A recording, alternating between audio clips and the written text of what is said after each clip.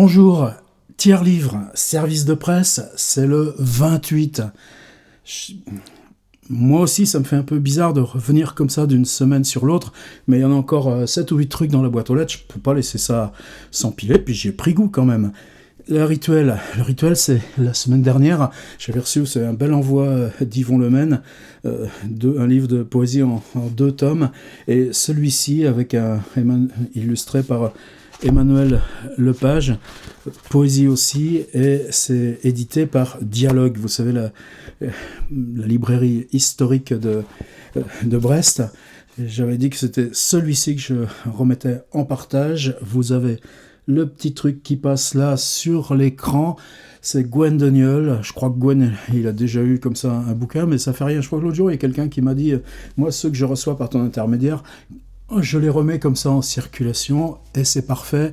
On est dans du sens. Je suis hyper content que Yvon Lemaine parte dans les mains d'un YouTuber. Si vous n'avez pas vu le travail de texte, vidéo, musique de Gwen, je vous remets le lien dessous. C'était l'intro. On passe à la suite. La suite, oh. Normalement, ce que je garde comme ça sur mon scanner là, pour les services de presse, évidemment, c'est là où je tripote et je sais qu'il y a un bouquin à l'intérieur. Je n'ouvre pas mon courrier, il n'est pas intéressant le courrier de toute façon. Mais bon, ce matin, j'avais quoi? C'était gros, c'était toute la liasse des services de presse du Seuil. Il ne faut pas s'inquiéter parce qu'il y a les éditions de poche, il y a les trucs scolaires, il y a les machins comme ça. On en reçoit toujours un paquet. C'est même étrange parce que j'ai un homonyme, ils me mettent aussi avec. Enfin bon, là j'ai fait rectifier. Mais vous savez quoi? Je reçois ça donc le 12 janvier 2017. La somme 0 patate. Pas aussi inquiétant que ça, on commence à prendre l'habitude. Mais vente arrêtée le 31/12/2015. C'est légal, comme dit Pénélope. Mais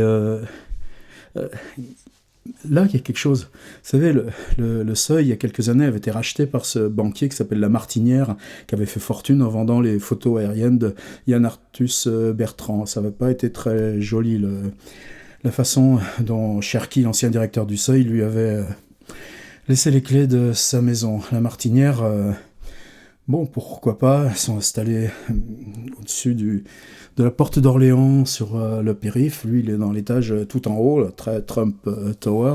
Et l'an dernier, il y a eu un mauvais coup. Il a pris tout l'appareil de diffusion du Seuil, qui s'appelait Volumen, et l'a vendu au gros multigroupe Editis, propriété d'une multinationale espagnole, deuxième groupe français derrière Hachette. Et le Seuil, évidemment, c'était un coup extrêmement dur, à perte d'autonomie, un quart de chiffre d'affaires en moins. Pour le personnel, je crois qu'ils ont tout le personnel à garder ça.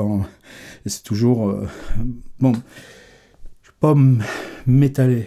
Ce qui me fait peur, c'est quoi? La Martinière veut faire des économies. Pourtant, le Seuil, quand Lydie Salver, ma copine Lydie, a eu le Goncourt, et puis Volodine, le Médicis, ça a remonté le blé chez monsieur le banquier, qui a plus de Yann Arthus Bertrand pour faire fortune. Mais ça veut dire que tout d'un coup, pour la trésorerie, on arrête les ventes d'auteurs au 31 décembre 2015, et le 31 décembre 2016, on leur dit, voilà ce qu'on vous doit depuis un an. Opération trésorerie en ne versant rien aux auteurs du Seuil. Bon, j'espère qu'on va me détromper, mais vous savez, j'ai peur. Quoi, j'ai peur? Je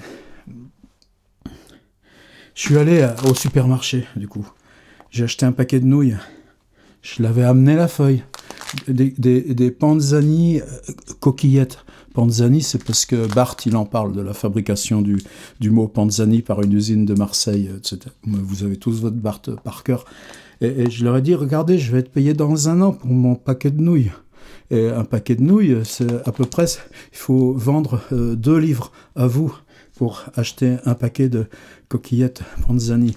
On est dans une drôle d'économie, nous. Eh ben, vous savez quoi, au supermarché, ils ont rigolé. Ils m'ont dit, non mais oh, tu veux ton paquet de nouilles? Bon, ça tombait bien, j'avais 3 € dans le fond de ma poche, et j'ai payé mon paquet de nouilles, mais c'est peut-être là un peu que j'ai peur. Déjà, par exemple, ceux qui payent comme des horloges. Il y a les éditions de Minuit. Ils arrêtent les comptes en juin, et ils payent en octobre. C'est pas rapide, mais quand même. Fayard, ils arrêtent les comptes en décembre, ils payent en mai. C'est pas rapide, mais bon, en même temps, c'est déjà un petit peu aberrant compte tenu à l'âge des ordinateurs, de l'électronique. Quand moi, les petits livres que vous m'achetez sur mon site, tous les mois, je reçois la petite commission qui me permet d'en faire précisément que ce site existe et qu'on soit ensemble. Allez, on passe à mieux. Qu'est-ce qui marche en ce moment dans mes petits bouquins qui me sauve la mise? C'est là où on a peur. Si dans ce que ces gens appelaient la chaîne du livre, si nous les auteurs on est lâchés, et si ça se révèle effectivement comme une opération de trésorerie, malgré la volonté des gens du Seuil et imposée par l'étage Lamartinière, ça va peut-être être opération survie de faire chacun nos livres. Mais vous savez que ça marche. Là, ce qui marche en ce moment, musicien, j'ai juste sorti cette grosse compile à laquelle je suis très attaché, c'est l'ensemble de textes faits comme ça sur pas mal d'années, sur mon rapport à la musique, marche très bien. Ce travail qui pour moi, je vais en préparer un autre avec mes exercices, ce qui s'appelait avant Tous les mots sont adultes, mais ce sera pas avant cet été. Là, on est toujours questionné sur le creative writing à l'américaine, et pour moi, évidemment, ça fait partie de ce qu'on brasse tout le temps, avec John Gardner, par exemple. Et donc, c'est une suite d'exercices comme ça, mais pour réfléchir sur la notion de roman, de personnage, d'action. Je suis vraiment touché que ce truc parte tous les jours. Et dans mes petits classiques, heureusement, je suis content, c'est que j'avais fait le première édition des nouvelles entrelignes de Fénéon avec un index derrière. J'ai mis longtemps pour le faire, ce fichu index. Les thèmes, les villes, les trucs qui se recroisent, et comment graphiquement on peut redonner vie, interroger comme ça un texte. Voilà, maintenant on passe au courrier. Mais vous voyez, en ce moment, il y a mon histoire du paquet de nouilles, là. Il y a de la peur. Elles sont minables, nos peurs, à côté de tant de choses et de grandes peurs. Mais dans nos sociétés, il y avait toujours une régulation comme ça qui se faisait, un artisanat qui se faisait. Aujourd'hui, j'ai l'impression qu'il est en train de se défaire.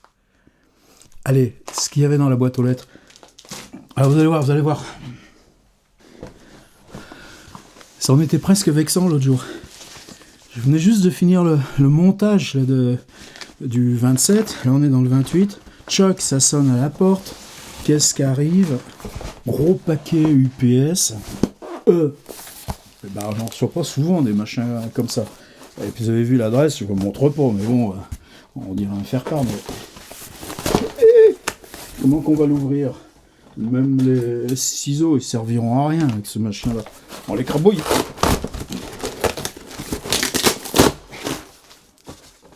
Monsieur François Bon. Ah ah.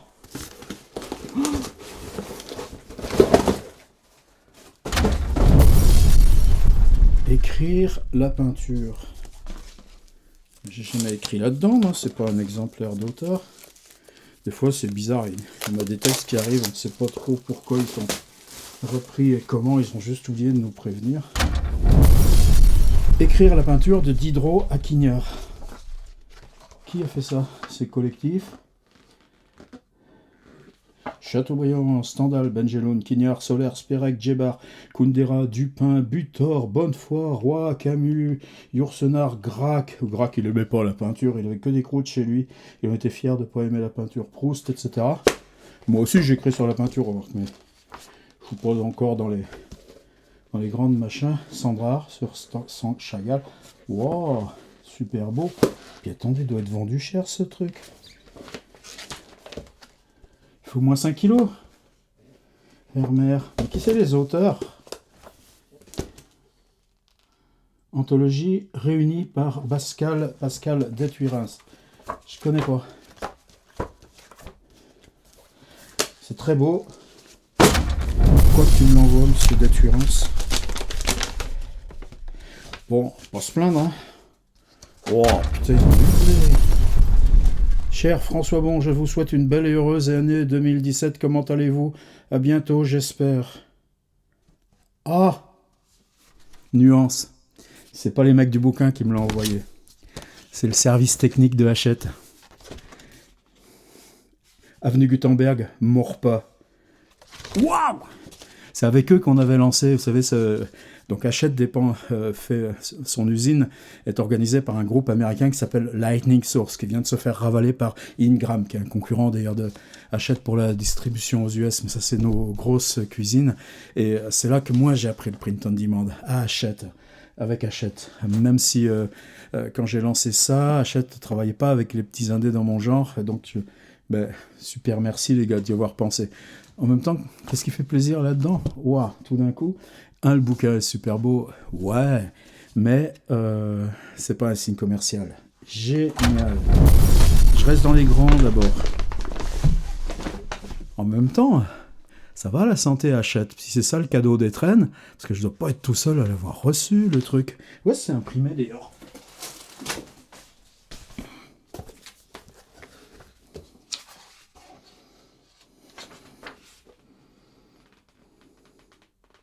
Photogravure Nord-Compo, imprimé en Chine. Merci la Chine. Roxane Lecomte. Ah, c'est marqué là. Roxane Lecomte, probablement vous la suivez déjà sur Facebook et tout ça. C'est une fille que j'avais repérée sur le web il y a longtemps. Tonique. Et dans cette tonicité, moi c'est le moment où justement Publinet commençait à prendre de l'élan et je me retrouvais avec les livres de Hubert Guillot qui étaient des trucs compliqués. Hubert est devenu un ami, quelqu'un qui avec la feuille, Internet Actu, réfléchit dur sur ces questions d'Internet. Et le livre, on a tous une dette à Hubert Guillot. Et là, je m'en sortais pas. Et Roxane vivait à Bruxelles. Je me souviens que moi, j'étais à Louvain, comme ça à l'époque. On s'est donné rendez-vous là-bas. Et j'ai dit, bon, tu m'aides, je te paye, on se débrouille. Et ça a commencé comme ça. Aujourd'hui, c'est elle qui fait toutes les productions de Publi.net, et seulement elle est graphiste, c'est elle qui, pour les couves et tout ça, elle a vraiment un sens. Et pour moi, j'ai toujours pensé que c'était important dans cette aventure qu'elle garde son propre chemin, qu'elle ne soit pas que la fabricante de livres au service des autres. Et elle vient de lancer, là aussi je vous mets le lien, une petite boutique de graphisme, boutique en ligne, et j'ai commandé des cartes postales. Et là, vous voyez, c'est une escroquerie majeure, parce qu'elle vend des affiches et des cartes postales. Et moi, j'avais demandé les cartes postales. Hey, les voilà mes cartes postales. Et j'avais pas demandé l'affiche. Non, mais Roxane, tu feras pas fortune dans le commerce comme ça. Ça fait rien. Je vérifie si mon son est correct. Mais j'ai 6 petites cartes postales. Je vous incite à aller voir ça. C'est pareil. C'est pas le business. Il est pas gros le business. J'ai même engueulé qu'elle les vendait trop peu cher, ces cartes. La question, c'est comment la création, on l'installe, on la fait vivre, nous, tous, ensemble. Merci Roxou. En privé, j'ai pas en direct, je l'appelle jamais de son nom web.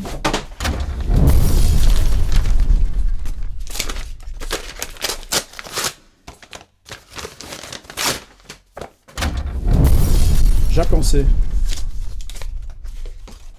Publinet, justement, vous voyez. Couverture Roxane Lecomte.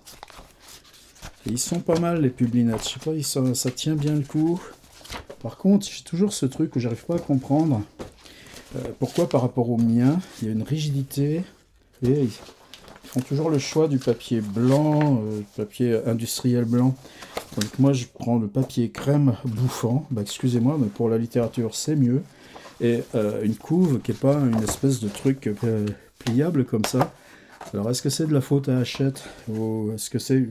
Enfin bon, c'est leurs oignons, c'est pas les miens. Mais il y a un truc dont je suis convaincu, c'est que si on veut réussir avec nos petits outils du print on demand, faut pas méditer sur la qualité, les mecs. Ça se fait pas des livres qu'on roule. Ça, c'est pour les lunettes télescopiques. Vous feriez pas ça avec les miens. Merci Jacques Ancet. Jacques Ancet, c'est un auteur qui pour moi était très important dans les années 80-90. Et justement, j'avais, comme beaucoup d'entre nous, plein de textes comme ça laissés en cours de route derrière lui, obéissance au vent.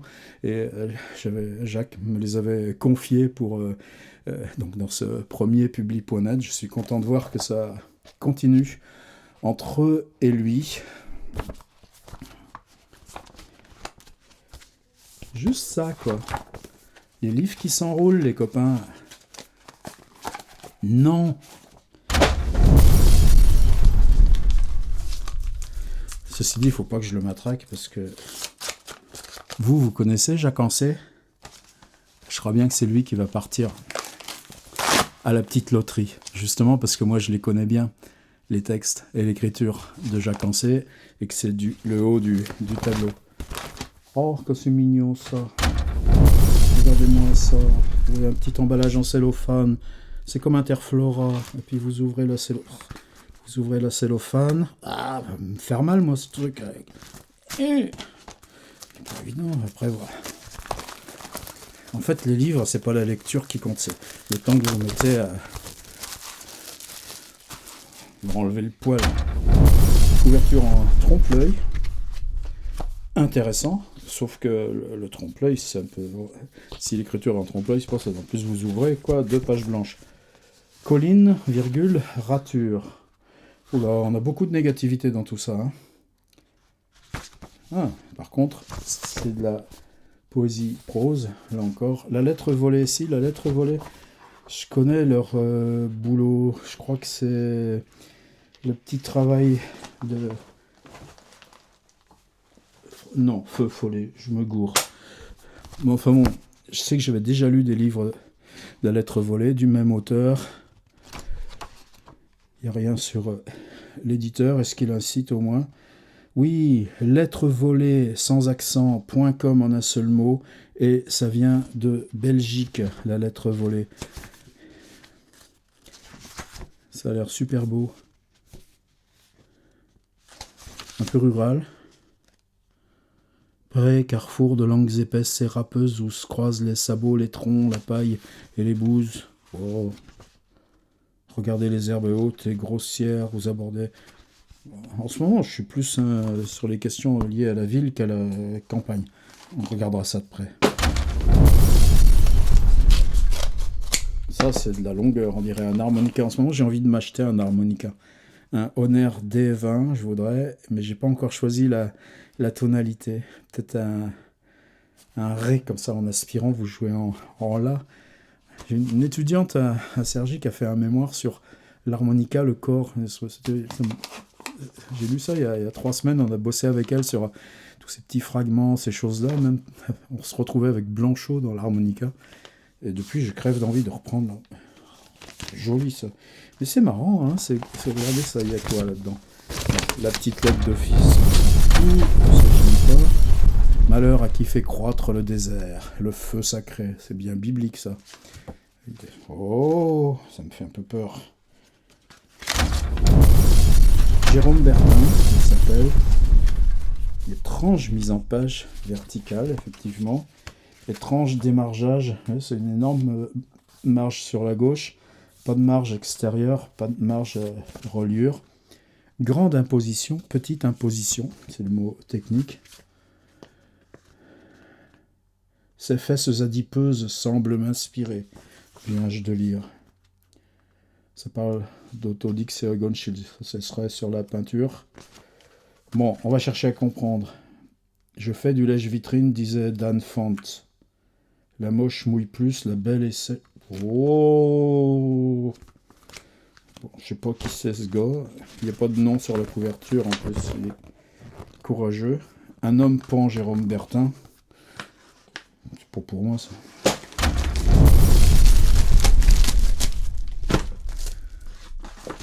C'est drôle de question, ça aussi. Si c'est à vous, si c'est pas à vous, selon qu'on vous les envoie ou pas. Ou les livres que vous voudriez, mais qu'on vous envoie pas. Stéphane Martelly. Bah là, je connais, par contre. Là, de la camelote, il y en a. Waouh! Publié chez Nota Bene, un éditeur au départ universitaire du Québec, je crois bien, si je me trompe pas. Stéphane Martelly, c'est son 6e bouquin, Les Jeux du dissemblable, folie, marge et féminin en littérature haïtienne contemporaine. Euh, Merci du petit mot, Stéphane. J'étais tout surpris aux premières fois qu'on s'est rencontrés que ce prénom Stéphane s'appliquait à elle. Mais c'était très bizarre quand cette année où j'étais invité à Québec et Montréal, ouais, quand même j'avais la trouille, hein. Il y a toujours des étudiants avec qui on est en relation sur Instagram, sur Facebook, etc. Ils n'ont jamais su comment je trouillais en fait. Et en même temps, qu'est-ce que ça m'a apporté ce truc? Et dans ce département du 8e étage là, de l'UDEM, dans nos mercredis après-midi de création littéraire, on avait 2 salles parallèles, et des groupes d'ailleurs qu'on s'échangeait, qu'on se croisait. Et la salle à côté de moi, c'était donc Stéphane, c'est vrai qu'à Montréal, il y a une communauté haïtienne très forte, très active. Donc par elle aussi, j'ai pu...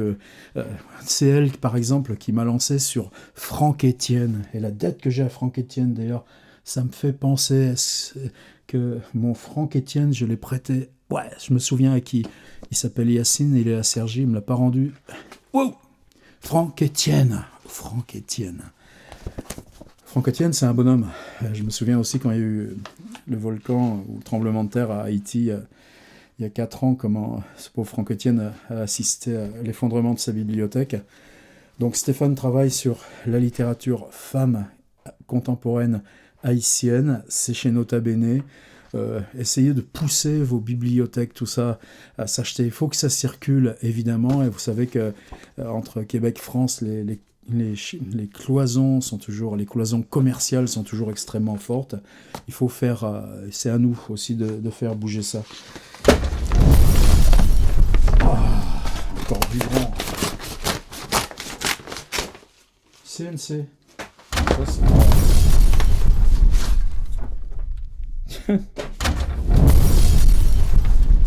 Et c'est encore un cadeau. Oh, mais là, c'est institutionnel. Chronique d'un monde d'images, le CNC, 70 ans au service de la création. Vous savez que le Centre national du cinéma, j'étais il y a 2 ans, on m'a proposé, donc ça marche par des mandats de 2 ans. Les commissions se renouvellent par moitié. Pour moi, c'était une expérience fabuleuse. Ça voulait dire que quasiment chaque mois, une pile comme ça de dossiers à lire. On recevait 800 dossiers. Sur les 800 sont lus par 2 lecteurs que nous, on ne connaît pas.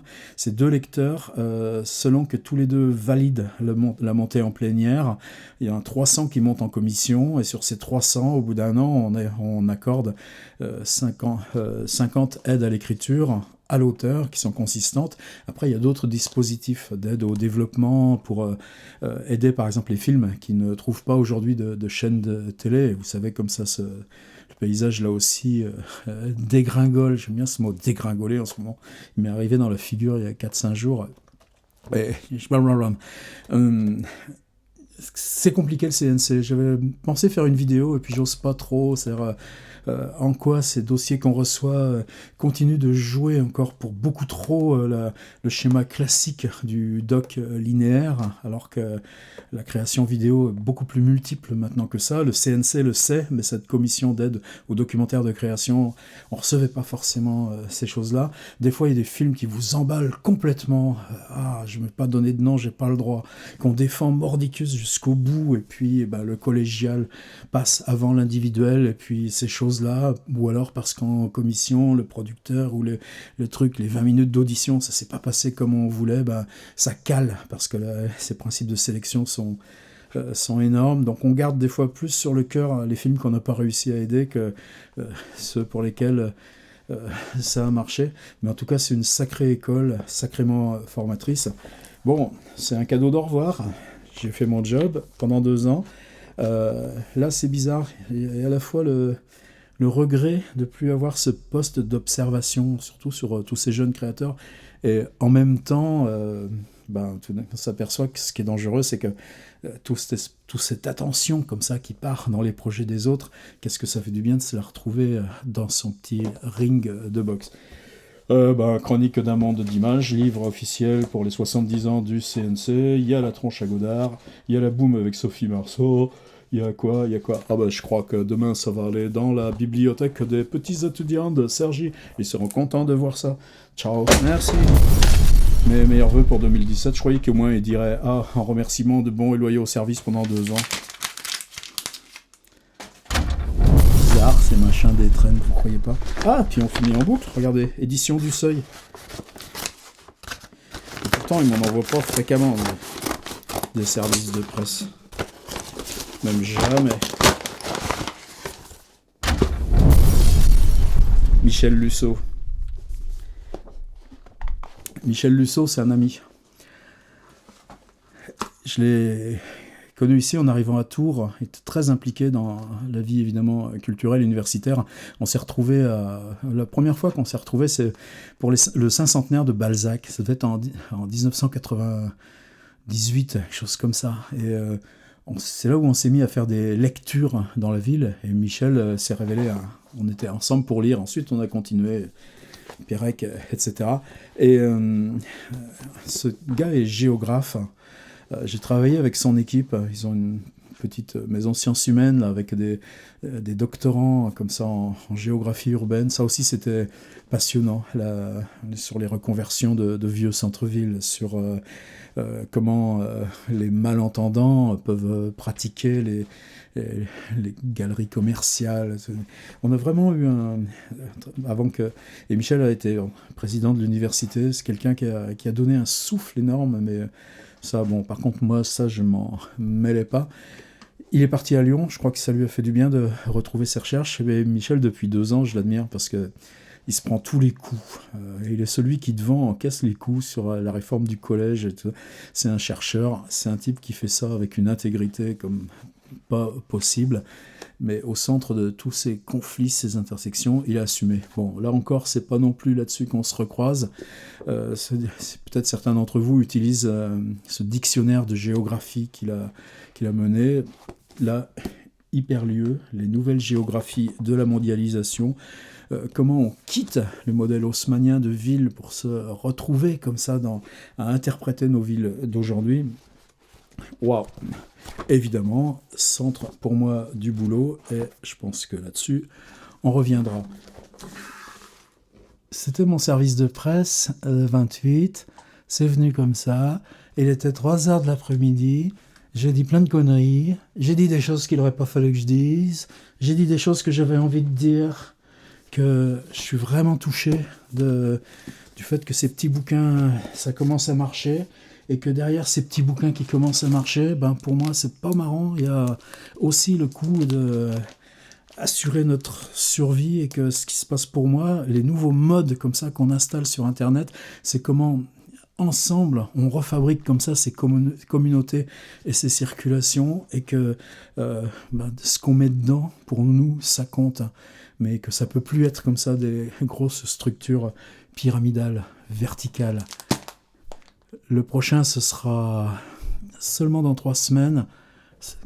En attendant, goodbye.